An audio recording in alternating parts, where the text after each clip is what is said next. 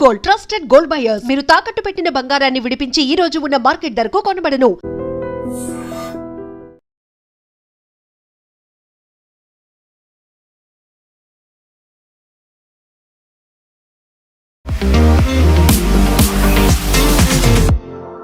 నమస్తే, నేను Kavitha. Welcome to I dream news and నిజాలు.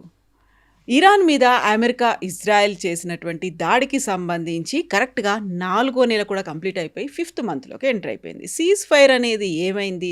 శాంతి చర్చలతో పాటుగా 14 పాయింట్లకు సంబంధించి డీల్ మీద సంతకాలు ఇవన్నీ చేసిన తర్వాత యుద్ధం ఆగిపోతోంది అని భావిస్తున్నటువంటి తరుణంలో సడన్గా అమెరికా ఇరాన్ మీద దాడులు చేస్తోంది, ఇరాన్ కూడా ప్రతి దాడులు చేస్తోంది. ఇది ఇలాగే కంటిన్యూ అవ్వబోతోంది.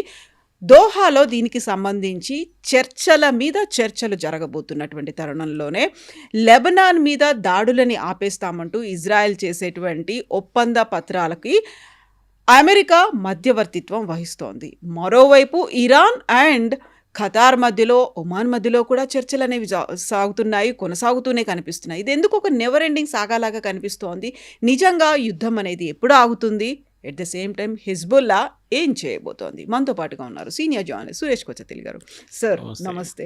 కరెక్ట్గా February 28 అంటే ఇప్పుడు మనం June 29లో ఉన్నాము. 4 months కంప్లీట్ అయిపోయి 5th మంత్లో కూడా ఎంటర్ అయిపోయాం. అది అయిపోతుంది అనుకుంటే ఎందుకు అయిపోవట్లేదు? ఎప్పుడు ఒక ఫుల్ స్టాప్ అనేది ఎందుకు పడట్లేదు? అక్కడ జస్ట్ కామా ఉంటుంది అండ్ కంటిన్యూస్ ప్రాసెస్ అవుతుంది. ఎందుకంటే ఇది యుద్ధం ఆగాలంటే ఒకటే సొల్యూషన్, అంటే ఈ ఇరానియన్ రెజీమ్ ఉండకూడదు. ఈ ఇరానియన్ రెజీమ్ ఉన్నప్పుడు దాకా ఇది నడుస్తూనే ఉంటుంది. అక్కడ ఇరాన్ ఒక డబుల్ గేమ్ ఆడుతున్నారు. అది వీళ్ళు అమెరికా అర్థం చేసుకున్నారు, కానీ వాళ్ళు ఏం చేయలేకపోతున్నారు.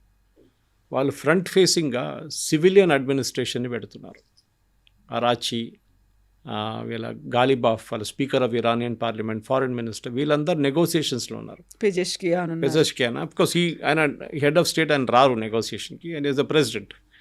కానీ వీళ్ళిద్దరు వస్తున్నారు రెగ్యులర్గా, వాళ్ళతో పాటు డెలిగేషన్ కూడా వస్తున్నారు. ఒక సివిలియన్ ఫేస్ని చూపిస్తున్నారు. డెలిగేషన్లో యుఎస్తో మాట్లాడుతున్నారు, ఖతార్తో మాట్లాడుతున్నారు, ఒకసారి పాకిస్తాన్ వాళ్ళు కూడా ఉంటారు. ఈ పరిస్థితుల్లో ఇప్పుడు నడుస్తున్న దాంట్లో వాళ్ళు other side of it is IRGC. ఈ దాడులు అనేది ఇప్పుడు షిప్స్ మీద చేస్తూ సింగపూర్ బేస్డ్ ఒక కంటైనర్ షిప్ మీద చేశారు. దాని తర్వాత మొన్న ఒక ఆయిల్ ట్యాంకర్ 2 million barrels తీసుకెళ్తున్న ఆయిల్ ట్యాంకర్ మీద దాడి చేశారు. ఎవరు చేస్తున్నారంటే ఇదంతా IRGC చేస్తున్నారు. వాళ్ళు అక్కడ టాక్స్ మొదలైతే ఇక్కడ నుంచి మిసైల్స్ కొడుతున్నారు, మళ్ళీ అక్కడ టాక్స్ మొదలైతే మళ్ళీ మిసైల్ కొడుతున్నారు. సో ఇక్కడే ప్రాబ్లం వస్తుంది. సో మనకు సర్క్యులర్ ప్రాసెస్ లాగా అయిపోయింది. ఫస్ట్ ఇరాన్ ఏదో ఒక షిప్ మీద దాడి చేస్తారు. ఇరాన్ చేయగానే అమెరికా, US అదే రోజు రాత్రి మళ్ళీ బాంబింగ్ చేస్తున్నారు.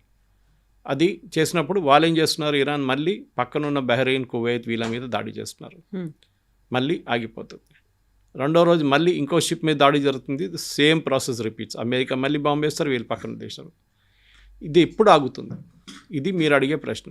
ఇక్కడే ప్రాబ్లం కూడా వస్తుంది అన్నమాట. ఎందుకు ఆగట్లేదంటే బేసిక్లీ సొల్యూషన్ లేదు దీనికి. ఇరానియన్ గవర్నమెంట్ దగ్గర వీరు చెప్తుంది ఒకటి, చేస్తుంది ఒక మాట అనమాట.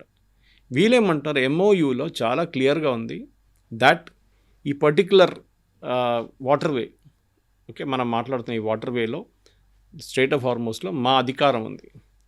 మ్యాక్సిమం వాళ్ళు ఒక లీవ్ ఏమిస్తున్నారంటే ఒమాన్ కూడా ఉంది, మేము ఒమాన్ కలిసి దీన్ని కంట్రోల్ చేసుకుంటాం.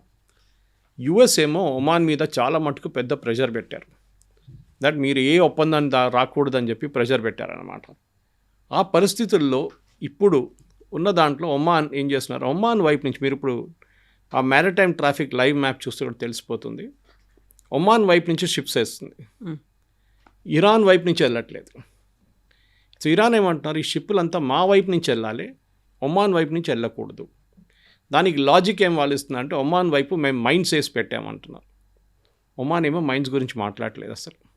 ఇన్ని షిప్పులు పోయిన తర్వాత ఒక షిప్ మీద కూడా మైన్ అటాక్ జరగలేదు, అంటే మైన్ హిట్ కాలేదు. అది అంటే అక్కడ మైన్స్ లేవు. వీళ్ళు జస్ట్ బ్లఫింగ్ ఇరాన్ కోపం ఏంటంటే అటు వెళ్ళిపోతే ఒమాన్ వైపు నుంచి మేము దాని షిప్స్ని కంట్రోల్ చేయలేకపోతున్నాం, రెవెన్యూ కూడా మిస్ అవుతుంది, వాళ్ళ దగ్గర toll తీసుకోలేకపోతున్నాం.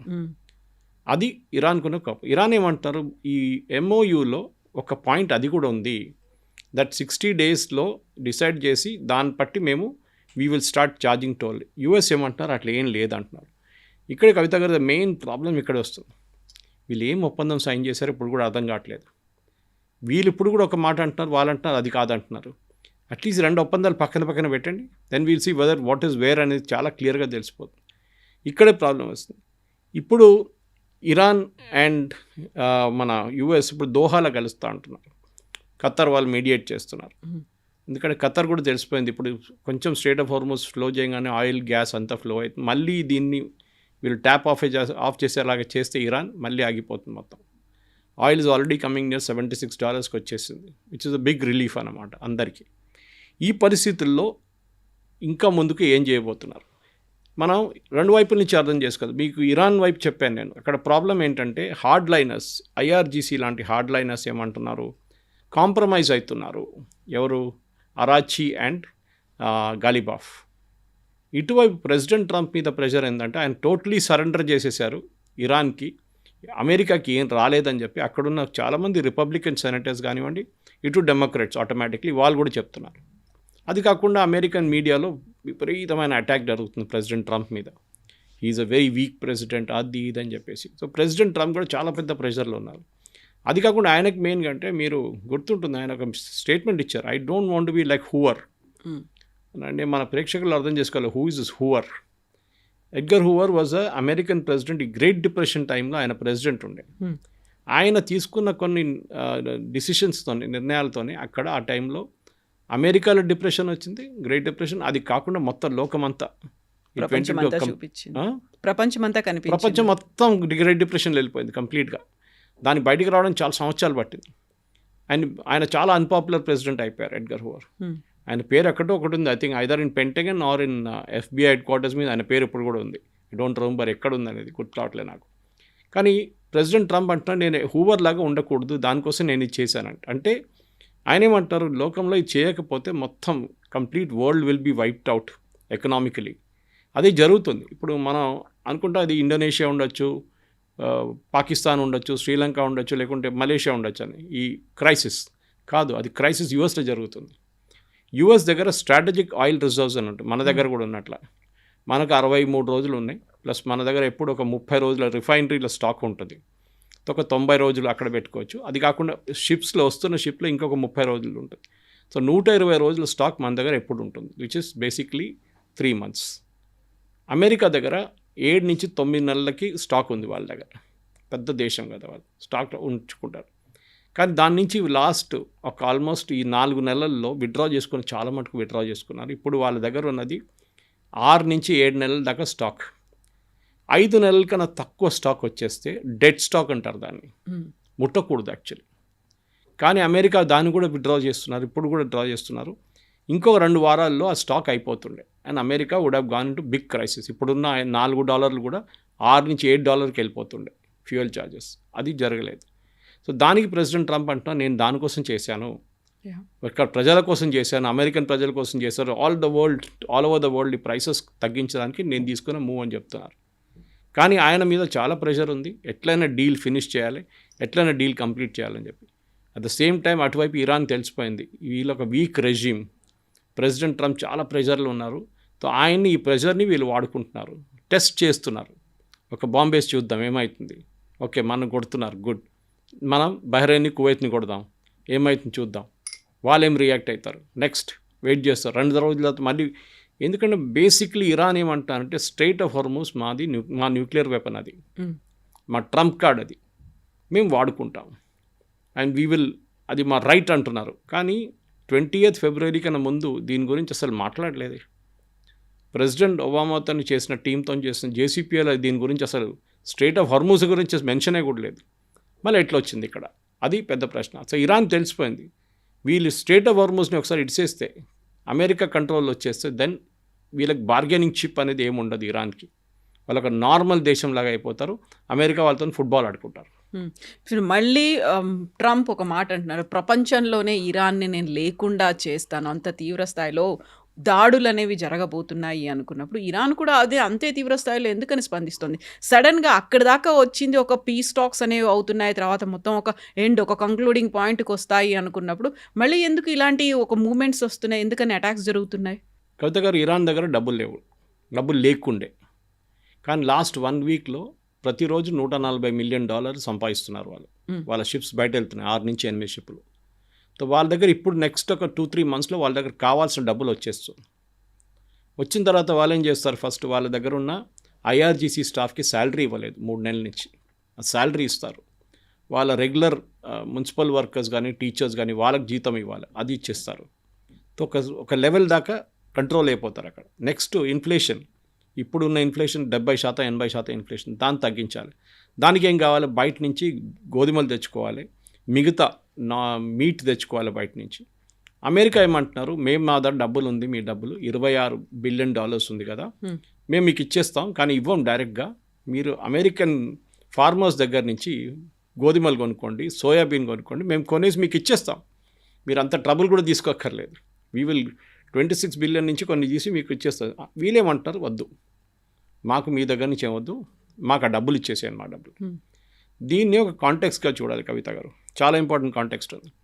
President Obama JCPO sign చేసినప్పుడు చాలా స్ట్రిక్ట్ కంట్రోల్స్ ఉండే. ఇన్ఫ్యాక్ట్ ఇవాళ పొద్దున I was watching John Kerry, ఇప్పుడు పాత secretary of state John Kerry, Obama టైంలో ఆయన మెయిన్ నెగోషియేటర్ ఉండే ఈ జేసీపీఓ డీల్ది. కెరీ గారు అడిగినప్పుడు ఆయన ఏం చెప్పారంటే, జేసీపీఓ డీల్ ఎంత స్ట్రిక్ట్ ఉండే, ఇరాన్ ఒక యురేనియం 10 గ్రాములు కూడా ఇక్కడి నుంచి తీసి అక్కడ పెట్టలేరంట, అంత స్ట్రిక్ట్ ఉన్నారంట, తెలిసిపోతుందంట. ఎందుకంటే US intelligence, British, Russian, Chinese వీళ్ళందరూ కలిసిన ఇంటెలిజెన్స్లో చాలా వీళ్ళందరూ ఇరాన్ మీద నిఘా పెట్టున్నారు. జేసీపీ అగ్రిమెంట్ ప్రకారం వీళ్ళందరూ సంతకం పెట్టారు దాంట్లో. అది కాకుండా ఇరాన్ వైపు నుంచి కూడా వాళ్ళకి తెలిసిపోయింది వీళ్ళ మీద ఫుల్ ప్రెషర్ ఉందని. ఇరాన్ సీసీటీవీ కెమెరాలని కూడా అడ్జస్ట్ చేయలేకపోయారు వాళ్ళు. యూజువలీ వాళ్ళు సీసీటీవీ కెమెరా ఫడ్ చేస్తారు, అది చేయలేరు. సో జాన్ కెరీ ఏం చెప్పారంటే, దిస్ వాజ్ సో స్ట్రిక్ట్. అప్పుడు మేము ఏం చేసాం, ఇంత ఒక 5-6 నెలలు ఇట్లా నడిచినప్పుడు మాకు తెలిసిపోయింది, అండ్ వీళ్ళందరూ రిపోర్ట్ ఇచ్చారు. British intelligence, German intelligence, French intelligence చెప్పారు, yes they are observing it. వాళ్ళు చెప్పిన 3.6% ప్యూరిటీలో తీసుకొచ్చారు యురేనియంని, ఎక్కడ కదట్లేదు యురేనియం అని చెప్పినప్పుడు ప్రెసిడెంట్ ఒబామా ఏం చేశారంటే, వాళ్ళ దగ్గర ఉన్న $1.26 బిలియన్ దాన్ని ఇరాన్కి అప్పగించారు క్యాష్ రూపంలో. అది ఎందుకు చేశారంటే, అసలు దానికి ఇంకో స్టోరీ, దానికి పెద్ద స్టోరీ చేశారు, మన క్యాంపెయిన్ చేశారు president Trump. Obama American tax payer డబ్బులు తీసుకొని ఇరాన్కి అప్పగించేశారు, చూడండి సరెండర్ అయిపోయారు అన్న. ఇరాన్ ఏం చేయలేదు, ఇరాన్ న్యూక్లియర్ వెపన్స్ అది అన్నీ చేశారు, ఇరాన్ యాక్చువల్లీ చేయాల్సిన అన్నీ చేశారు. కానీ ప్రెసిడెంట్ ట్రంప్ క్యాంపెయిన్ ఇట్లా ఉండేనమాట. ఏం జరిగిందంటే, షా ఆఫ్ ఇరాన్ ఉన్న టైంలో ఆయుధాల కోసం డబ్బులు ఇచ్చారు ఆయన. దిట్ వాజ్ సమ్ బిలో $1 బిలియన్ ఉండే. అది ఇచ్చినప్పుడు అదే టైంలో షా ఆఫ్ ఇరాన్ని టాపుల్ చేసి ఖొమేనీ వచ్చారు. అప్పుడు ఈ ఆయుధాలు అమెరికా సప్లై చేయడానికి నిరాకరించారు. అప్పుడు ఇరాన్ కోర్టుకి వెళ్ళారు, అమెరికన్ కోర్ట్స్కి వెళ్ళి కేసు వేశారు. అయితే don't remember defence A company అని, ఆ కంపెనీ మీద కేసు వేశారు. వేసేమన్నా, మేము ఇచ్చిన డబ్బులు మా డబ్బులు, మాకు ఆయుధాలు ఇవ్వాలండే, మీరు ఆయుధాలు ఇవ్వకపోతే మాకు డబ్బులు మాకు ఇచ్చేసేయండి. So American court said yes correct. So ఇవ్వలేదు. సో ఏమందంటే ఇంట్రెస్ట్ మీద ఇంట్రెస్ట్ పడి ఇప్పుడు $1.26 బిలియన్ వచ్చింది అప్పుడు ఇంట్రెస్ట్. సో ప్రెసిడెంట్ ఒబామా ఏం చెప్పారంటే, ఈ డబ్బులు మనం ఎందుకు పెట్టుకోవాలి, మనం ఇంట్రెస్ట్ కడుతున్నాం దాని మీద, ఇరాన్కి ఇచ్చేద్దాం, ఎనీవే దే ఆర్ ఫాలోయింగ్, మనం చెప్పిందంతా వాళ్ళు వింటున్నారు కదా అని. ఆ డబ్బులు ఉండేది. ఇప్పుడు ఆ 1.26 బదులు ప్రెసిడెంట్ ట్రంప్ $26 బిలియన్ ఇవ్వబోతున్నారు. ఇది ఆయుధాలు తీసుకున్న డబ్బు కాదు, ఇది ఇరాన్ గవర్నమెంట్ సంపాదించిన డబ్బులు, ఆయిల్ సేల్స్ నుంచి బ్యాంకులో పెట్టుకున్న డబ్బులు. అది ఖతార్లో ఉంది, మన దేశంలో ఉంది, ఈవెన్ యూఎస్లో ఉంది. అక్కడున్న బ్యాంకులు అన్నీ అమెరికా ఫ్రీజ్ చేసేసారు, డబ్బులు తీయలేరు. ఇప్పుడు ఆ డబ్బులు ఇవ్వబోతున్నారని చెప్పి ఒక కండిషన్ ఉందంట దాంట్లో. That should be done as soon as the deal is signed అని చెప్పారంట. అంటే ఏ రోజు ప్రెసిడెంట్ ట్రంప్ ఫ్రాన్స్లో సంతకం పెట్టారో అదే రోజు ఆ డబ్బులు ఇవ్వాలి ఉంటున్నారు, అది వాళ్ళు ఇవ్వట్లేదు. సో ఈ 2 పాయింట్ల మీద డిస్ప్యూట్ ఉంది. ఒకటి స్ట్రెయిట్ ఆఫ్ హార్ముజ్, ఇంకోటి ఈ $26 బిలియన్. కానీ ప్రెసిడెంట్ ట్రంప్ దాని గురించి అసలు మాట్లాడలేదు. ఇప్పుడు ఆయనేమో జేడీ వ్యాన్స్తో మాట్లాడిపిస్తున్నారు. జేడీ వ్యాన్స్ ఒకరోజు ఇట్లా అంటున్నారు, ఒకరోజు అట్లా అంటున్నారు. ఒకరోజు ట్రంప్ని సపోర్ట్ చేసినట్లు మాట్లాడుతున్నాం, నెక్స్ట్ డే ట్రంప్ని వ్యతిరేకించి మాట్లాడుతున్నాం ఇండైరెక్ట్. ఈ పరిస్థితిలో ఉన్నాం మనం ఇప్పుడు. ఫుల్ స్టాప్ కాదు, కామా కాదు, ఒక డాష్ కాదు, హైఫన్ లేదు, ఏం లేదు. అది ఫుల్ ఫ్లెజ్గా పోతుంది. స్టేటస్ కో అనడానికి కూడా లేదు అక్కడ, మళ్ళీ అన్ని ఫ్లక్చువేషన్స్ అనేవి కనిపిస్తున్నాయి. ఇక్కడ ఇంట్రెస్టింగ్గా ఇజ్రాయెల్ అనేది ఇరాన్తో ఒప్పందాన్ని కుదుర్చుకోవడానికి యాక్సెప్ట్ చెయ్యట్లేదు. ఇజ్రాయెలే పెట్టిన మాట ఏంటి, ఇరాన్ అండ్ లెబనాన్ని కూడా అందులో ఇంక్లూడ్ చేయాలి అనుకున్నప్పుడు ఎందుకని లెబనాన్తో ఒక ఒప్పందం కుదుర్చుకోవడానికి ఇజ్రాయెల్ రెడీగా ఉంది? ఈ రెండిటి మధ్యలో అమెరికా ఎందుకు మధ్యవర్తిత్వం వహిస్తోంది అక్కడ? ఈ ఇరాన్ అండ్ ఇష్యూ నడుస్తున్నప్పుడు వాళ్ళు పాయింట్ నెంబర్ 1లో మెమరాండమ్ ఆఫ్ అండర్స్టాండింగ్లో అక్రాస్ ఆల్ టెరిటరీస్ అన్నారు. ఇప్పుడు నేను అడుగుతున్న ఒకటే ప్రశ్న, ఓకే లెబనాన్ నేను చెప్పలేదు కదా, దాంట్లో ఎక్కడ చెప్పలేదు, గాజాని ఎక్కడ చెప్పలేదు కదా, అక్కడ రష్యా యుక్రెయిన్ కొట్టుకుంటున్నారు, అది కూడా దీంట్లో వస్తుందా? అన్ని టెరిటరీస్ అని చెప్పారు కదా, you should define the territories. అది చేసిన ఫస్ట్ తప్పు. చెప్తే ఎంఓయూ అనేది misunderstanding, memorandum of misunderstanding, memorandum of understanding కాదు ఇది. ప్రతి పాయింట్ని మీరు ఫుల్ స్టాప్ కామాతో సహా మీరు క్లియర్గా డిఫైన్ చేయాలి ఉండే. అమెరికా విల్ పే మనీ అనగానే ఎంత డబ్బులు ఎప్పుడు అని డిఫైన్ చేయలేదు. అక్రాస్ ఆల్ టెరిటరీస్ అనగానే అది మీరు క్లియర్గా లెబనాన్ అని చెప్పలేదు.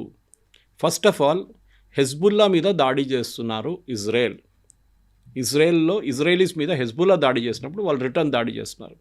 Hezbollah is a non state actor.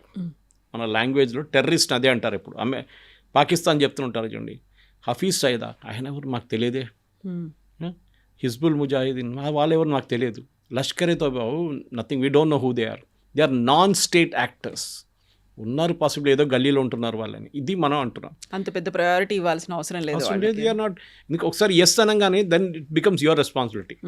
అరే మీరు చూసుకోవాలి ఉండే కదా, ఇది మీ దగ్గర ఉండే కదా, అది జరగట్లేదు అనమాట. ఇప్పుడున్న పరిస్థితుల్లో Lebanon issue is very very crucial. Israel America కలిసి ఒక ప్లాన్ వేసుకున్నారు. ఈ ప్లాన్ ముందు కూడా ఉండే, ఏంటి, గాజాలో చేశాం.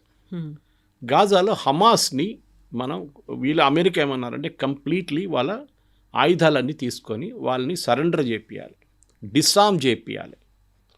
కానీ ఇవాళ దాకా జరగలేదు. ఎవరు చేస్తారు? దే షుడ్ బి సంబడి కదా, దమ్మును వచ్చి చేస్తాడు. మీరు వెళ్ళి గాజాలో వెళ్ళి ఆయుధాలు ఇవ్వండి అంటే చంపేస్తారు వాళ్ళు, హమాస్ వాళ్ళు. Same thing in Lebanon. ఇప్పుడు ఏం ఒప్పందానికి వచ్చారంటే ఇజ్రాయెల్ ఏమో కొన్ని టెరిటరీస్ నుంచి సదర్న్ లెబనాన్లో వెకేట్ చేస్తారు, non critical sectors. Okay, southern లెబనాన్లో ఉంటారు వాళ్ళు, లిటానీ రివర్ దాకా ఉంటారు. కానీ కొన్ని ప్లేసెస్లో చిన్న చిన్న ఇన్సిగ్నిఫికెంట్ ప్లేస్లో ఇజ్రాయెల్ వెకేట్ చేస్తారు. అక్కడ లెబనీస్ ఆర్మీ వస్తారు. లెబనీస్ ఆర్మీ వచ్చిన తర్వాత వీళ్ళు చుట్టుపక్కల ఉన్న హెజ్బుల్లాని డిసామ్ చేస్తారు. లెబనీస్ ఆర్మీ అంటే చాలా వీక్ ఆర్మీ, అసలు వాళ్ళకి హెజ్బుల్లాతో మ్యాచే లేదు. హెజ్బుల్లా వాళ్ళు ఒక రోజులో ఫినిష్ చేసేస్తారు కంప్లీట్ లెబనీస్ ఆర్మీని. ఆయుధాలు లేవు, ఏం లేవు, ట్రైనింగ్ లేదు, ఏం లేదు, వాళ్ళకి ఎక్స్పీరియన్స్ కూడా లేదు యుద్ధంలో. ఇప్పుడు యుఎస్ ఏమంటున్నారు, this is the job of Lebanon to disarm Hezbollah ఏమంటున్నారు, నిన్న మీరు మా మీద చేయి పెడితే we will burn Lebanon, civil rights చేపిస్తాం మేము, ఇక్కడ మొత్తం ఏం చెప్తారు అక్కడ ఇక్కడ తగలబెట్టేస్తాం మేము, ఎక్కడ కావాలంటే అక్కడ, దట్ ఈస్ అవర్ పవర్ అంటున్నారు. ఇప్పుడు ఏం చేస్తారు? ఇజ్రాయెల్ ఇప్పుడు పక్కన కూర్చొని నవ్వుకుంటున్నాం. మేము ఎప్పుడో చెప్పాం యుఎస్కి, వీళ్ళు ఇదే పని చేస్తారు, వీళ్ళ డబ్బులు ఇప్పుడు మీ ఇరాన్కి ఇచ్చే డబ్బులు, ఇరాన్ సంపాదించుకుంటే డబ్బులు ఆయిల్ అమ్మేసుకొని ఇదంతా వీళ్ళకి వెళ్తుంది, మీరు దీన్ని ఆపాల్సింది. This is where it is. So ఈ డీల్తోని ఇజ్రాయెల్ ఒక మారల్ విక్టరీ స్కోర్ చేశారు. అది కాకుండా ఒక స్ట్రాటజిక్ విక్టరీ కూడా, ఎందుకంటే వాళ్ళు ఇప్పుడు ఆ రెస్పాన్సిబిలిటీ, ప్రెసిడెంట్ ట్రంప్ మీకు గుర్తుంటుంది కవిత గారు, ఇనీషియలీ నడిమిట్లో ఒకసారి ఐ థింక్ 3rd month ఎక్కడో ఆయన ఈ ఎంఓయూ సైన్ చేసినప్పుడు చెప్పారు, నెటన్యాహుతోని కాదు, ఆయన ఒక బిల్డింగ్లో ఒక హెజ్బుల్లా టెర్రరిస్ట్ని కొట్టడానికి మొత్తం బిల్డింగ్ కూల్చేస్తున్నారు ఆయన, we will give it to the Syrians, సిరియాలో ఐసిస్ వాడు ఉన్నాడు చూడండి, వాడు చూసుకుంటాడు అన్నాడు. ఏం జరిగింది ఇప్పుడు? That guy said I won't do. ఆయన ఎక్స్ ఐసిస్, వాళ్ళకి ఐసిస్కి హెజ్బుల్లాకి చాలా క్లోజ్ సంబంధాలు ఉన్నాయి. ఆయన అన్నారు మేము చేయం ఈ పని. సో బాగా తిరిగి ఇజ్రాయెల్కి వచ్చేది ఇప్పుడు. అది Israel has to do it. అమెరికాకి ఇంకా ఎక్స్క్యూజ్ లేదు. ఇప్పుడు హమాస్ ఇక్కడ డిసేబుల్ చేయడం, అక్కడ హెజ్బుల్లాని చేయడం కావట్లేదు వీళ్ళిద్దరితో. This is the main issue right now అన్నమాట. సో మరి ఇజ్రాయెల్ యాక్సెప్ట్ చేయడం వెనకాల ఉన్నటువంటి ఉద్దేశం, ఇప్పుడు లెబనాన్ అగ్రీ చేస్తోంది, యుఎస్ అగ్రీ చేస్తోంది, ఇజ్రాయెల్ అగ్రీ చేస్తోంది. బట్ అక్కడ హెజ్బుల్లా ఏం చేయబోతున్నారు? ఇప్పుడు వాళ్ళ హెజ్బుల్లా మొత్తం లెబనాన్ని ఆక్యుపై చేసుకుంది, వాళ్ళ మెజారిటీ పెంచుకుంటోంది, అక్కడ ఎంపీలుగా కూడా హిజ్బుల్లా వాళ్ళు ఉన్నప్పుడు మా మీద అటాక్ చేయడానికనే లెబనాన్ ఇజ్రాయెల్తో కలిసింది అనుకున్నప్పుడు హిజ్బుల్లా ఊరుకుంటుందా మరి? లేదు. నిన్న రాత్రి నుంచి మొదలైంది గొడవ. నిన్న రాత్రి ఆల్మోస్ట్ ఒక 200-300 మంది బైక్ల మీద పెద్ద సైలెన్సర్లు పెట్టుకొని సౌండ్ మొత్తం క్రియేట్ చేసుకుంటే బేరూట్ మొత్తం తిరుగుతున్నారు. And they threatening everybody, especially Christians. మనకు అందరూ తెలిసిందే లెబనాన్ క్రిస్టియన్ కంట్రీ ఉండే ముందు, కానీ అక్కడ ఓవర్ ద ఇయర్స్ ఈ షియా వాళ్ళు వచ్చి రావడం, అది కాకుండా మిగతా ముస్లిం దేశాల నుంచి వచ్చి చాలామంది రెఫ్యూజీస్ ఉండడంతో ఇప్పుడు లెబనాన్ ఒక ఇస్లామిక్ కంట్రీగా మారిపోయింది. Technically not Islam, but Islamic country లాగా మారిపోయింది. అక్కడ ఇప్పుడు 16% మంది క్రిస్టియన్స్ ఉన్నారు, మైనారిటీ అయిపోయారు. వాళ్ళు క్రిస్టియన్స్ మీద దాడి చేస్తారు. అప్పుడు యుఎస్ రియాక్ట్ అవుతారు. యుఎస్ రియాక్ట్ అయినప్పుడు మళ్ళీ ఇంకొక ఫ్రంట్ ఓపెన్ అయిపోతుంది యుద్ధంలో. అండ్ ఇజ్రాయెల్కి ఇది ఎగ్జాక్ట్లీ ఇదే కావాలి. ఇజ్రాయెల్ ఎప్పటి నుంచో చెప్తున్నారు, మీరు ఇరాన్ని బిలీవ్ చేయకండి. ప్రెసిడెంట్ ట్రంప్ ఏమో ఆయన బాబు యుద్ధం ఎట్లా ఆపాలని చెప్పి, I should not be another Hoover అని చెప్పేసి, యుద్ధం ఎట్లా ఆపుదాం, ఇట్లా ఆపుదాం, మనం ఈ వేళతో ఎవరితోనే సంతకం పెట్టుకుందాం, I will do a deal with the devil అంటారు ఇంగ్లీష్లో. అది చేశారు. ఇప్పుడు ప్రెసిడెంట్ ట్రంప్కి చేయాల్సి వస్తుంది ఈ పని. ఇజ్రాయెల్ పక్కన జరిగిపోతారు, మీరే చేసేసుకోండి, you disarm Hezbollah, then we'll see how it possible. కాదు అది. సో లెబనాన్ ఇంకో ఫ్లాష్ పాయింట్గా మారబోతుంది. బహుశా ఇంకొక 2-3 వారాల్లో హెజ్బుల్లా మీద అమెరికా ఏమైనా మూవ్స్ చేస్తే డెఫినెట్గా హెజ్బుల్లా రియాక్ట్ అవుతారు. అండ్ ఇరాన్ కూడా రియాక్ట్ అవుతారు. అక్కడ వాళ్ళు అంటారు MOU వైలేట్ చేశారు మీరు, that they shall be no hostilities across all frontiers, అది మీరు వైలేట్ చేశారని చెప్పేసి. మళ్ళీ ఒమన్లో కూడా అక్కడ ఒప్పందాలు అనేవి కుదరబోతున్నాయి అనేటువంటి మాట. డిఫరెంట్గా అన్నీ కుదుర్చుకుంటున్నారు తప్ప అందరూ కలిసి ఒక కలెక్టివ్గా చేయాల్సినటువంటి పని చేయట్లేదు. బిట్స్ అండ్ పీసెస్గా మాట్లాడుకుంటున్నారు, మీటింగ్లు అనేవి పెట్టుకుంటున్నారు. ఎక్కడైతే క్రక్స్ ఆఫ్ ద పాయింట్ అంటారో ఆ పాయింట్ గురించి అని ఎందుకు మాట్లాడుకోవట్లేరు? ఒక యూనిటీ అనేది ఎందుకు రావట్లేదు? మళ్ళీ అక్కడ ఇస్లామాబాద్ టాక్స్ ఆఫ్ పాకిస్తాన్ ఏమైంది అసలు? పాకిస్తాన్ ఇప్పుడు పక్కన పెట్టేశారు. పాకిస్తాన్కి దీంట్లో రోల్ లేదు. ఇప్పుడు చాలా క్లియర్గా తెలిసిపోయింది. ఎందుకంటే డబ్బులు ఉంటే మీరు మాట్లాడవచ్చు, డబ్బులు పవర్ ఉంటుంది. ఖత్తర్ దగ్గర డబ్బులు చాలా ఉన్నాయి. You're one of the richest Islamic nations. Qatar పిలిస్తే ఖత్తర్ ఇరాన్ మాట్లాడతారు. ఎందుకంటే రేపు ఖత్తర్ అంటారు, I will give you $50 billion, మీరు యుద్ధం ఆపండి అంటే ఇరాన్ ఆపేస్తారు. అంత పవర్ ఉంది ఖత్తర్ దగ్గర. కానీ ఖత్తర్ ఏం చేస్తున్నారంటే వాళ్ళకి ఇప్పుడు గ్యాస్ అమ్మలేకపోతున్నారు. వాళ్ళు లాస్ట్ 4 నెలల నుంచి వాళ్ళు అస్సలు సంపాదించలేదు, డబ్బులే లేదు వాళ్ళ దగ్గర. ఖత్తర్ వాళ్ళ FD విత్డ్రా చేసుకుంటున్నారు. FD అంటే వాళ్ళ దగ్గర ఇన్వెస్ట్మెంట్ చేసిన అన్ని విత్డ్రా చేసుకుంటున్నారు, US నుంచి, బ్రిటన్ నుంచి. సో ఇప్పుడు ఖత్తర్ ఎందుకు చేస్తున్నారంటే, ఖత్తర్ అంటున్నారు వీళ్ళిద్దరిని కూర్చోబెట్టి మాట్లాడదాం, అట్లీస్ట్ స్ట్రైట్ ఆఫ్ హార్మోస్ని నెక్స్ట్ 6 months దాకా ఓపెన్ పెడదాం, ఓకే, ఈ డీల్ క్లోజ్ చేసేదాకా. కానీ అది జరగదు. స్టేట్ ఆఫ్ హార్మోస్ మీద ఇరాన్ కంట్రోల్ ఉండాలని ట్రై చేస్తున్నారు. అటువైపు మన ఇజ్రాయెల్ సంగతి చూడండి. మీరు ఇదన్నప్పుడు ఒమాన్లో కూడా జరిగింది. ఒమాన్తో కూడా చర్చలు జరుగుతున్నాయి. వాళ్ళ ఇరాన్ ఎవరి నుంచో ఎవరో వెళ్ళారు అక్కడికి, మాట్లాడుతూ వాళ్ళు ఏమంటున్నారంటే, మేము ఒమాన్ కలిసి ఈ స్ట్రైట్ ఆఫ్ హార్మోస్ని కంట్రోల్ చేస్తాం. ఇంటర్నేషనల్ మ్యారిటైమ్ రూల్స్ ప్రకారం, ఇంటర్నేషనల్ మ్యారిటైమ్ లా ప్రకారం అది ఒక ఇంటర్నేషనల్ వాటర్వే. ఇప్పుడు రేపు శ్రీలంక అండ్ భారతదేశం నడిమిట్లో ఉన్న గ్యాప్ అని చూడండి, ఓకే, ఆ గ్యాప్ నుంచి లేకుంటే శ్రీలంక చుట్టూ నుంచి వెళ్తున్న, మన దగ్గర నుంచి వెళ్తున్న ఏదైనా షిప్స్ ఉంటే దాన్ని మనం ఆపేసి అక్కడి నుంచి మీరు టోల్ కట్టమంటే ఎవరైనా కడతారా? రేపు మనం గ్రేట్ నికోబార్ ప్రాజెక్ట్ వచ్చిన తర్వాత అదే భయం ఉంది కదా, మలకా స్ట్రేట్ దగ్గర ఒక టోల్ పెడితే ఏమవుతుంది? 40 నుంచి 50 నుంచి 60% చైనీస్ ప్రోడక్ట్స్ ఆ రూట్ నుంచి వెళ్తుంది. ఇక్కడ చైనా ఏం చేస్తారు? అప్పుడు అబ్జెక్ట్ చేస్తారు కదా, డెఫినెట్ చేస్తారు. It's an international waterway. కానీ ఎప్పుడైనా ఏ దేశానికైనా వాళ్ళకి స్పెషల్ ఎకనామిక్ జోన్ అని ఉంటుంది కవిత గారు. మనకు కూడా ఉంది, అది 30 కిలోమీటర్ నాటికల్ మైల్స్ ఉంటుంది, కొన్ని చోట్ల 45 నాటికల్ మైల్స్ ఉంటుంది. ఖత్తర్ ఇటు ఉన్నప్పుడు ఒమాన్ అండ్ ఇరాన్ నడిమిట్లో ఉన్న వాటర్వేలో ఒక portion is international waterway, complete international waterway కాదు. సో వాళ్ళు లాజికల్గా లీగల్గా మాట్లాడితే Iran is correct to certain extent, అంతే. మొత్తం వాటర్వే వాళ్ళది కాదు, వాళ్ళ వైపు ఉన్నది వాళ్ళది. సో ఒమాన్ ఏమంటున్నారు, ఇప్పుడు US ప్రెషర్ పెట్టిన తర్వాత ఒమాన్ వాళ్ళ వాటర్వే అని చూడండి, దాన్ని ఈ షిప్స్ అన్నీ వాడుకోవచ్చు అని చెప్తున్నారు. ఈ షిప్స్ అన్నీ ఇప్పుడు ఒమాన్ పక్క నుంచి వెళ్తుంది. ఇరాన్ ఏమంటున్నారు, కాదు it should go around Qeshm island, ఇప్పుడు మేము దాన్ని కంట్రోల్ చేయొచ్చు అక్కడి నుంచి. And they have to pay maritime fee, అది మేము MOUలో రాసామంటున్నాం, కానీ MOUలో ఇక్కడ లేదు అది. సో బహుశా ఏం జరిగిందంటే MOUలో కూడా వీళ్ళు మాట్లాడుకున్నప్పుడు కొన్ని పాయింట్స్ ఆఫ్ ద రికార్డ్ కూడా ఉండొచ్చు, మనకు తెలియదు. ఇక్కడే పాకిస్తాన్ రోల్ వస్తుంది. ఎందుకంటే పాకిస్తాన్ దీనికి ముందు కూడా మీకు గుర్తుంటే ఫస్ట్ టైం ఒక MOU కాదు, ఒక అగ్రిమెంట్ లాగా వచ్చినప్పుడు, అగ్రిమెంట్లో దాంట్లో వాళ్ళు లెబనాన్ గురించి చెప్పారు. అప్పుడు ప్రెసిడెంట్ ట్రంప్ చెప్పారు లెబనాన్ లేదు దీంట్లో. పాకిస్తాన్ అన్నాను లెబనాన్ ఇస్ దేర్, మేము ఇచ్చిన కాగితంలో ఉంది కదా. He said no, it is not there. Finally agree చేశారు, yes it is there, but language చాలా అంబిగ్యూస్గా పెట్టాయి. దీంట్లో కూడా అదే జరుగుతుంది కవిత గారు.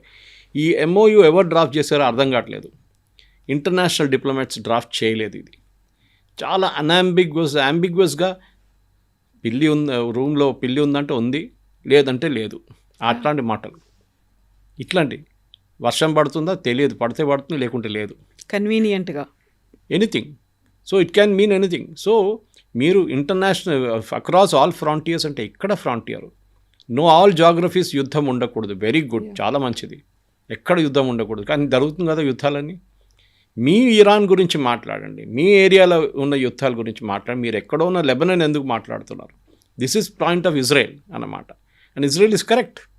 ఎందుకంటే ఇజ్రాయెల్ ఇప్పుడు కాదు కవిత గారు, ఈజిప్ట్తో 1979లో వీరు ఒక ఒప్పందం చేసుకున్నారు. ఓకే, అప్పుడు వాళ్ళు దానికన్నా ముందు చాలాసార్లు యుద్ధాలు జరిగినాయి. Egypt and not just Egypt, Jordan, Iraq, Syria వీళ్ళందరూ దాడి చేశారు ఇజ్రాయెల్ మీద. 6 Day వార్ ఒకటి జరిగింది 1948లో. మే 1948లో వాళ్ళకి ఇండిపెండెన్స్ వచ్చింది, మనకు వచ్చిన ఒక సంవత్సరం తర్వాత. అండ్ ఇమ్మీడియట్లీ వాళ్ళ మీద దాడి జరిగింది. కానీ వాళ్ళు దే బీట్ బ్యాక్ ఎవ్రీబడి, అందరిని ఓడించారు. దాని తర్వాత ఈజిప్ట్ అండ్ ఇజ్రాయెల్ నడిమిట్లో ఒక ఒప్పందం వచ్చింది. అప్పుడు దాకా దేవర్ స్మాల్ ఎనిమీస్ అనమాట, ఒకరికొకరికి అసలు పడదు, ఇరాన్ లాగానే. ఇప్పుడు దాకా దాన్ని ఎవరు ఉల్లంఘించలేదు. That treaty is still there. Then I think somewhere in 1994 జార్డన్తో ఒక ఒప్పందం జరిగింది ఇట్లనే. Even today Jordan and Israel ఏ ప్రాబ్లం లేదు. ఇన్ఫ్యాక్ట్ నిన్న ప్రైమ్ మినిస్టర్ బెంజమిన్ నెటన్యాహు చాలా ఒక ఇంట్రెస్టింగ్ స్టేట్మెంట్ ఇచ్చారు. వీళ్ళు ప్యాలెస్టీనియన్స్ ఎప్పుడు మాట్లాడుతున్నప్పుడు from the river to the sea అంటారు. వాళ్ళ స్లోగన్స్ మీకు వినిపిస్తుంది, మన కొలంబియా యూనివర్సిటీలో, మన ఈవెన్ జేఎన్యూలో వినిపిస్తుంది. From the river to the sea is Palestine. Jordan river ఇక్కడ, మెడిటరేనియన్ సీ ఇక్కడ, నడిమిట్ల ఇజ్రాయెల్ ఉంది, ఇటువైపు గాజా ఉంది, ఇటువైపు వెస్ట్ బ్యాంక్ ఉంది. So Israel is literally cutting through అనమాట. ఇప్పుడు వీళ్ళేమంటారు, ఇజ్రాయెల్ ఉండకూడదు, అంతా మాదే. ఇన్ఫ్యాక్ట్ నిన్న I was watching one of Saudi Arabian ministers అనుకుంటా, ఆయన ఒక స్టేట్మెంట్ ఒక ఇంటర్వ్యూలో అన్నాడు, ఎవరు ఆపారు ప్యాలెస్టైన్ని? మేమే ఆపాం. మేమందరూ all this Muslim nations only stopped it. ఎప్పుడో ఇజ్రాయెల్ ఆఫర్ చేశారు 2 State సొల్యూషన్, అప్పుడు ఆఫర్ చేసినప్పుడు మేము తీసుకోలేదు. మేము ఇజ్రాయెల్ మీద పోరాటం చేసి, ఇజ్రాయెల్ మీద ఆయుధాలతో మేము దాడి చేశాం. ఇజ్రాయెల్ కొట్టారు మమ్మల్ని, ఉన్న ల్యాండ్ కూడా గుంజుకున్నారు, గోలాన్ హైట్స్ గుంజుకున్నారు. ఓకే, మళ్ళీ మీరేం చేశారు? సైనా డెజర్ట్ గుంజుకున్నారు, తర్వాత రిటర్న్ ఇచ్చారనుకోండి. కానీ ఇజ్రాయెల్ అప్పుడు ఆఫర్ చేశారు, ఇదంతా హిస్టరీలో ఉంది ఇదన్నీ. కానీ ఆ టైంలో వీళ్ళంతా చాలా అరెగెంట్ ఉండే అరబ్స్, ఇజ్రాయెల్ ఎవరు, నథింగ్ అని చెప్పి. ఇప్పుడు ఇజ్రాయెల్కి అదే ఇది తిరిగి వస్తుంది, ఇజ్రాయెల్ ఆఫర్. ఇజ్రాయెల్ అంటున్నారు, మేము ఆ రోజు ఇచ్చిన ఆఫర్ ఇప్పుడు లేదు, ఓవర్, ఫినిష్డ్, ఎక్స్పైరీ డేట్ ఉండేదానికి. కానీ ఇజ్రాయెల్ మీద కూడా ఇప్పుడు చాలా మటుకు ప్రెషర్ ఉంది. ఒకటి, ఇజ్రాయెల్ నిన్న 3 days బిఫోర్ ఒక సీనియర్ ఇజ్రాయలీ మినిస్టర్ ఇంటర్వ్యూ ఇస్తూ మన పేరు చెప్పారు, భారతదేశం పేరు. ఏమంటారు? చాలా ఇంట్రెస్టింగ్. వాళ్ళు ఏమంటున్నారంటే, సడన్గా ప్రెసిడెంట్ ట్రంప్ మొన్నాక ధమ్కీ ఇచ్చారు లాస్ట్ వీక్ ఇజ్రాయెల్కి, మేము మీకు ఆయుధాలు ఇవ్వాము. ఇజ్రాయెల్కి ప్రతి సంవత్సరం $3.2 billion ఆయుధాలు యుఎస్ ఫ్రీగా ఇస్తారు. ఫ్రీగా కాదు, అది టెర్రరిస్ట్ని అందరిని ట్యాకిల్ చేయడానికి ఇస్తున్నారన్నమాట. ఏదో అంత ప్రేమ లేదు ఇజ్రాయెల్ మీద, ఇస్తున్నారు. కానీ ఇప్పుడు ఇజ్రాయెల్ ఏమన్నారంటే లాస్ట్ వీక్ అండ్ దానికన్నా ముందు ప్రైమ్ మినిస్టర్ నెటన్యాహు ఇంటర్వ్యూలో ఐ థింక్ CBSతో 60 Minutes చెప్పారు, we're looking for new sources for our weapons. మేము కొత్త సోర్సెస్ని ట్రై చేస్తున్నాం వెపన్స్ కోసం. వాళ్ళ దగ్గర 2-3 వీక్నెసెస్ ఉన్నాయి. ఒకటి, ఎయిర్క్రాఫ్ట్ లేదు వాళ్ళ దగ్గర, బహుశా వాళ్ళు తయారు చేయడానికి కెపాసిటీ ఉంది వాళ్ళ దగ్గర, ఫైటర్ ఎయిర్క్రాఫ్ట్. ఇప్పుడు F-35 అంతా వాళ్ళు యూఎస్ని తెప్పించుకుంటున్నారు. F-16 దానికన్నా ముందు F-14s కూడా ఉండే వాళ్ళ దగ్గర. మేము ఆయుధాల కోసం, మిసైల్స్ కోసం కొత్త దేశాల నుంచి మేము తెచ్చుకుంటున్నామని. And one of that countries is India. మీకు గుర్తుంటుంది, ఈ యుద్ధం మొదలైనప్పుడు, not this one, Israel and గాజాతో జరిగినప్పుడు మన ఒక ship with full missiles Syria పట్టుకున్నారు. సిరియన్ కోస్ట్ లైన్ దగ్గర దొరికినప్పుడు పట్టుకుని వాళ్ళు రిలీజ్ చేయలేదు దాన్ని. తర్వాత మనం ప్రెషర్ పెట్టి రిలీజ్ చేయించాం దాన్ని. That was our missiles. ఇదే హైదరాబాద్లో ఎల్బిట్ అనే కంపెనీ ఉంది, it's an Israeli company, missiles తయారు చేస్తారు, మన కోసం చేస్తున్నారు. కానీ జాయింట్ వెంచర్, వాళ్ళు ఇజ్రాయెల్ కూడా పంపించుకోవచ్చు. ఇజ్రాయెల్ ఏమంటున్నారంటే, మా complete defence production, they are one of the best in the world. By the way, I think top 5 nations defence production అంటే దాంట్లో ఒకటి ఇజ్రాయెల్. టెక్నాలజీ అన్ని ఐరన్ డోమ్ అంతా వాళ్ళ దగ్గర ఉంది కదా. మేము ఇప్పుడు భారతదేశంతో ఒక ఒప్పందానికి రాబోతున్నాం. We will now shift our production to India. మాకు యుఎస్ మీద డిపెండెన్సీ వద్దు. రేపు ఇట్లాంటి మమ్మల్ని బ్లాక్మెయిల్ చేస్తారు వీళ్ళు, we will not do it అని. దానికోసం మీరు చూసుంటారు సోనియా గాంధీ స్టేట్మెంట్ వచ్చింది నిన్న. ఇమ్మీడియట్గా ఇన్ని రోజులు గాజా గురించి మాట్లాడిన సోనియా గాంధీ మోదీ ఇజ్రాయెల్కి వెళ్తారు, మోదీ దీని గురించి మాట్లాడలేదు గాజా గురించి అని చెప్పేసి. ఏది గాజాలో ఉన్నది హమాస్ టెర్రరిస్ట్ అని అందరికి తెలిసిందే. గాజా ప్రజల మీద ఇంత ఏం చెప్తారు సింపతి ఉన్న వాళ్ళు మిగతా ఏరియాలో నడుస్తున్నప్పుడు కాశ్మీరీ పండిట్స్ని కొట్టినప్పుడు వీళ్ళు ఎవరో ఏడవలేదే కాశ్మీరీ ఈ కాంగ్రెస్ వాళ్ళు. ఓకే, అది వీళ్ళ ప్రాబ్లం అనమాట. ఎనీవే, తో ఇప్పుడు అది వచ్చేస్తే ఐ థింక్ మన డిఫెన్స్ ఇండస్ట్రీస్ ఆల్రెడీ ఇప్పుడు 28,000 కోట్లు, ఈ సంవత్సరం 36,000 కోట్లు మనం ఎక్స్పోర్ట్ చేయబోతున్నాం. This'll be a big fillip. And Israel నుంచి ఒక ఆల్మోస్ట్ 12 నుంచి 14 ఆర్గనైజేషన్స్ కంపెనీ, దాంట్లో ఒక ఆల్మోస్ట్ 4 మన దేశాల్లో పనిచేస్తుంది ఆల్రెడీ. మిగతా వాళ్ళు కూడా రావడం మొదలు పెడతారు. ఇన్ఫ్యాక్ట్ రఫాల్ అని చెప్పి ఇంకో company, not to confuse with French Rafale, this Rafael systems అని చెప్పి ఇజ్రాయలీ కంపెనీ ఉంది. వాళ్ళు కూడా మిసైల్స్లో ఎక్స్పర్ట్స్ వాళ్ళు. ఇన్ఫ్యాక్ట్ కార్గిల్ యుద్ధాల్లో మనకి యుఎస్ డినై చేశారు మిసైల్స్, అప్పుడు ఇజ్రాయెల్ మనకి హెల్ప్ చేశారు. ఇన్ఫ్యాక్ట్ బాలాకోట్ స్ట్రైక్లో బంకర్ బస్టర్ బాంబ్ యూజ్ చేశారు చూడండి, which killed Nasrallah in Beirut. Same bunker buster Israel మనకి ఇచ్చారు, అప్పుడు మనం బాలాకోట్లో వాడుకున్నాం. సో ఇజ్రాయెల్ అండ్ భారతదేశం నడిమిట్లో ఉన్న collaboration is a fall out of the యుఎస్తోనే ఉన్నాయి. కానీ నిన్న యుఎస్ మళ్ళీ తిరిగి వచ్చి వాళ్ళ యుఎస్ నుంచి రీఫ్యూయలింగ్ ఎయిర్క్రాఫ్ట్ అన్ని తీసుకెళ్ళిపోయారు పోయిన వారం. ప్రెసిడెంట్ ట్రంప్ కోపం వచ్చి రిమూవ్ ఆల్ రీఫ్యూయలింగ్ ఎయిర్క్రాఫ్ట్ అన్నారు. నిన్న Saudi Arabia, Qatar, Bahrain, UAE, Kuwait and Oman, దీంట్లో ఉన్న చాలా మట్టుకు ఎయిర్క్రాఫ్ట్ని నిన్న రాత్రి నుంచి వీళ్ళు ఇజ్రాయెల్కి మూవ్ చేయడం మొదలుపెట్టారు. ఎందుకంటే వీళ్ళ భయం ఉంది, రెగ్యులర్గా ఇరాన్ అక్కడ జాడి చేస్తున్నారు అండ్ ఈ నేషన్స్ని వార్న్ చేస్తున్నారు, మీరు ఎప్పుడెప్పుడు యుఎస్ బేసెస్ని అలౌ చేస్తారో మేము మీ మీద దాడి చేస్తూనే ఉంటాం. So now they are moving all the bases కాదు, చాలా మటుకు ఎయిర్క్రాఫ్ట్ అండ్ పర్సనల్లీ ఇజ్రాయెల్కి మూవ్ చేస్తున్నారు. సో ప్రెసిడెంట్ ట్రంప్ కూడా తెలిసిపోయింది, వీళ్ళు ఎక్కువ డ్రామా చేస్తే వీళ్ళు ఇండియన్స్ దగ్గర వెళ్తారు, అక్కడి నుంచి మొదలు పెడతారు ప్రొడక్షన్. సో అమెరికాని ఇన్సిగ్నిఫికెంట్ చేసేస్తారని చెప్పేసి. ఎందుకంటే అమెరికన్ ఆయుధాలు చాలా ఎక్స్పెన్సివ్.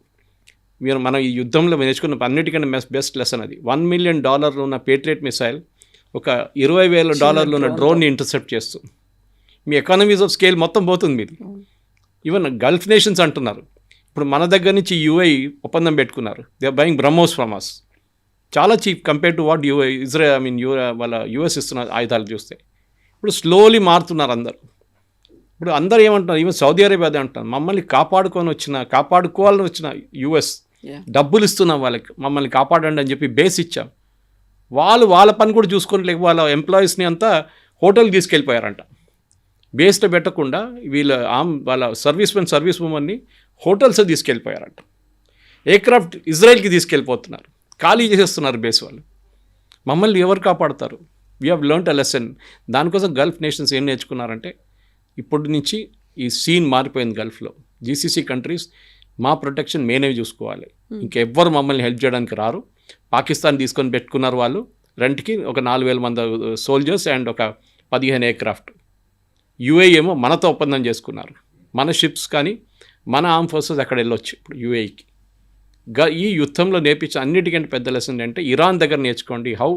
ఇరాన్ ఎట్లా చేశారు, ప్రొటెక్ట్ చేసుకుంటారు వాళ్ళ మిసైల్ ప్రొటెక్షన్ గల్లీలో తయారు చేస్తారు వాళ్ళు.